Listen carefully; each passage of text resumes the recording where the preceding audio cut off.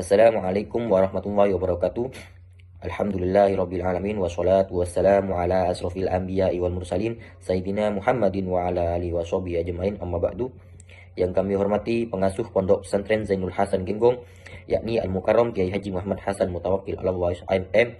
Yang kami hormati Rektor Universitas Islam Zainul Hasan Genggong, yakni Bapak Asesos Prof. Dr. Abdul Aziz Wahab MAG. Yang kami hormati dosen pembimbing 1 Bapak Haji Firdaus Ainul Yakin MPDI. Yang kami hormati dosen pembimbing 2 Bapak Farid Purwantoro SSI MPD. Dan tak lupa yang kami hormati kedua orang tua saya yang senantiasa memberikan motivasi dan dukungan baik dari segi material maupun spiritual. Perkenalkan, nama saya Muhammad Amin Rifai dari Prodi PGMI Fakultas Tarbiyah. Baik, di sini saya akan melaksanakan ujian seminar proposal tugas akhir yang berjudul penerapan ekstrakurikuler Al-Quran dengan metode talaqi dalam meningkatkan kemampuan membaca Al-Quran siswa MI Thaqiful Hasan. Alasan saya memilih judul ini karena membaca Al-Quran merupakan kompetensi penting bagi siswa madrasah. Ekstrakurikuler Al-Quran menjadi sarana penguatan pembelajaran dengan metode talaqi berbukti efektif dalam memperbaiki bacaan Al-Quran. Dengan demikian, penelitian ini mengetahui bagaimana penerapan metode tersebut dapat meningkatkan kemampuan membaca Al-Quran siswa MI Thaqiful Hasan. Bab 1. Pendahuluan latar belakang. Pendidikan Al-Quran sebagai pilar pendidikan Islam. Pendidikan Al-Quran merupakan fondasi utama dalam sistem pendidikan Islam karena berfungsi membentuk karakter religius sekaligus memperkuat entitas spiritual serta didik. Hakikat dan dukungan Al-Quran dalam pendidikan. Al-Quran secara etimologis berasal dari kata qoro'a yang berarti bacaan, sedangkan secara terminologis merupakan firman Allah yang diturunkan kepada Nabi Muhammad melalui malaikat Jibril. Dalam bahasa Arab diriwayatkan secara mutawir dan membacanya bernilai ibadah. Perintah membaca Al-Quran dalam Quran Surah Al-Kabut ayat 45 ditegaskan perintah untuk membaca Al-Quran dan memahami Al-Quran dan serta mendirikan sholat. Problematika pembelajaran Al-Quran. Dalam praktisnya pembelajaran Al-Quran seringkali dilakukan secara informal di rumah maupun melalui TPQ.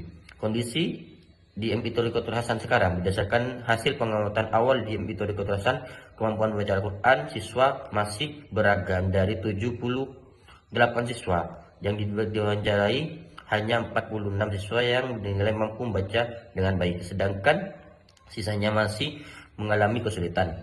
Bahkan ada yang belum mengenal huruf hijaiyah secara optimal. Solusi melalui kegiatan ekstrakurikuler Al-Quran dengan metode talaqi. Sebagai solusi, sekolah menjalankan kegiatan ekstrakurikuler Al-Quran dengan menerapkan metode talaqi. Fokus penelitian. Penelitian ini berfokus pada penerapan metode talaqi dalam meningkatkan ekstrakurikuler Al-Quran di MI Thaqiful Hasan. Upaya meningkatkan kemampuan baca Al-Quran siswa. Fokus penelitian ini meliputi proses pelaksanaan metode talaqi, interaksi antara guru dan siswa dalam pembelajaran, serta hasil yang diperoleh dalam meningkatkan kemampuan baca Al-Quran, khususnya pada aspek kelancaran, ketepatan dan merujul huruf, dan penerapan kaidah-kaidah tajwid. Baik, rumusan masalah yaitu ada 2. Yang pertama, bagaimana proses penerapan kegiatan ekstrakurikuler Al-Quran dengan metode talaqi di MI Thaqiful Hasan. Yang kedua, bagaimana hasil metode talaqi dalam meningkatkan kemampuan membaca Al-Quran siswa pada kegiatan ekstrakurikuler Al-Quran di MI Thaqiful Hasan. Tujuan penelitian yaitu ada 2. Yang pertama, untuk mengetahui dan proses penerapan kegiatan ekstrakurikuler Al-Quran dengan metode talaqi di MI Thaqiful Hasan. Yang kedua, mengetahui hasil penerapan metode talaqi dalam meningkatkan kemampuan baca Al-Quran siswa pada kegiatan ekstrakurikuler Al-Quran di MI Thaqiful Hasan. Manfaat penelitian. Yang pertama, manfaat teoritis. Hasil penelitian ini dapat menjadi referensi ilmiah yang mendukung pemahaman tentang aktivitas metode talaqi dalam meningkatkan kemampuan baca Al-Quran siswa, terutama pada aspek pelajaran dan ketepatan makhrajul huruf dan penerapan tajwid, serta menjadi dasar bagi penelitian selanjutnya dan relevan. Manfaat praktis.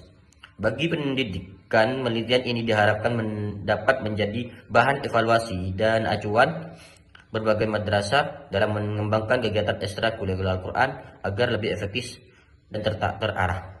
Bagi guru atau pembimbing, penelitian ini dapat menjadi pedoman dan menerapkan metode talaki secara optimal dan meningkatkan kualitas bacaan siswa. Bagi siswa, penelitian ini diharapkan mampu dan mampu meningkatkan kemampuan baca Al-Quran secara benar dan sesuai dengan kaidah-kaidah tajwid. Kajian terdahulu, penelitian Agung Setiawan tahun 2025 berjudul implementasi metode talaki dalam pembelajaran Al-Quran menunjukkan bahwa penerapan metode talaki dalam pembelajaran Al-Quran dilakukan secara interaksi langsung antara guru dan siswa dengan penekanan dan ketepatan makhrijul huruf tajwid dan penguatan hafalan melalui pengulangan bacaan yang struktur, di mana guru berperan aktif dan tetap menyimak, membenarkan dan membimbing bacaan siswa secara kelanjutan. Hasilnya metode talaki dinilai efektif dalam meningkatkan kualitas bacaan dan hafalan Al-Quran, kedisiplinan serta keseriusan belajar siswa.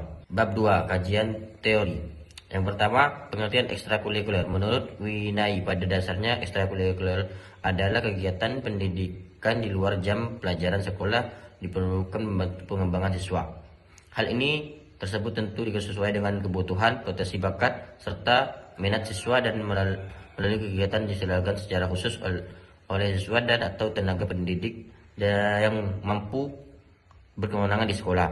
Yang kedua, tujuan ekstrakurikuler Al-Quran DMI. Tujuan ini kegiatan ekstrakurikuler yang sesuai dengan visi dan misi sekolah ini bahwa menjadi siswa-siswi memiliki akhlak yang mulia. Yang ketiga, metode talaki. Metode talaki dapat diartikan sebagai salah satu cara atau alat berbagai cara mendidik agar menyampaikan sesuatu ilmu pada peserta didik. Yang keempat, kemampuan baca Al-Quran. Kemampuan baca Al-Quran adalah suatu kecakapan atau keterampilan dimiliki seseorang dalam menghafal Al-Quran atau kalam ilahi dengan baik dan benar sesuai dengan ilmu tajwid. Yang kelima, penerapan metode talaki dalam ekstrakurikuler Al-Quran. Penerapan metode ini dalam kegiatan ekstrakurikuler Al-Quran merupakan upaya strategis untuk meningkatkan kemampuan membaca Al-Quran siswa. Melalui kegiatan ekstrakurikuler ini, siswa dapat waktu tambahan untuk belajar Al-Quran dengan bimbingan guru secara langsung. Selanjutnya, kerangka konseptual. Penerapan kegiatan ekstrakurikuler Al-Quran dengan metode talaki bertujuan untuk meningkatkan kemampuan baca Al-Quran siswa. Metode talaki dilakukan melalui proses guru membaca, contoh siswa menyimak dan meniru. Kemudian guru memberikan koreksi langsung serta melakukan penguatan bacaan yang hingga yang benar. Ciri khas metode ini adalah pembelajaran secara tatap muka dengan guru sebagai sumber bacaan utama, adanya peniruan bacaan, koreksi langsung, dan latihan interaktif. Berbeda dengan metode lainnya, metode ini dilakukan secara langsung menggunakan mushaf Al-Quran tanpa perantara buku panduan sehingga murni bacaan tetap terjaga. Melalui metode ini diharapkan kemampuan baca Al-Quran siswa meningkat hingga membaca lebih fasih, tertib, percaya diri sesuai dengan kaidah tajwid serta makhrijul huruf lebih tepat dan lebih lancar dan benar. Bab 3, metode penelitian. Pendekatan dan jenis penelitian. Pendekatan yang digunakan pada penelitian ini yaitu penelitian kualitatif dan jenis penelitian deduktif. Kehadiran penelitian ini di lapangan sangat penting karena penelitian secara langsung mengamati, mewawancarai, dan mendokumentasi berbagai aktivitas yang berkaitan dengan penelitian. Selanjutnya, data dan sumber data penelitian. Data dalam penelitian ini berupa data kualitatif dan berkaitan dengan penerapan metode talaki dalam kegiatan ekstrakurikuler Al-Quran. Sumber data itu ada dua, sumber data sekunder dan sumber data primer. Teknik pengumpulan data dan teknik analisis data. Teknik pengumpulan data yaitu ada tiga. Yang pertama observasi, yang kedua wawancara, yang ketiga dokumentasi. Teknik analisis data yaitu ada 4. Yang pertama reduksi data, yang kedua pengajian data, yang ketiga menarikan kesimpulan, yang keempat pengecekan keabsahan temuan. Baik, cukup sekian dari saya. Wassalamualaikum warahmatullahi wabarakatuh.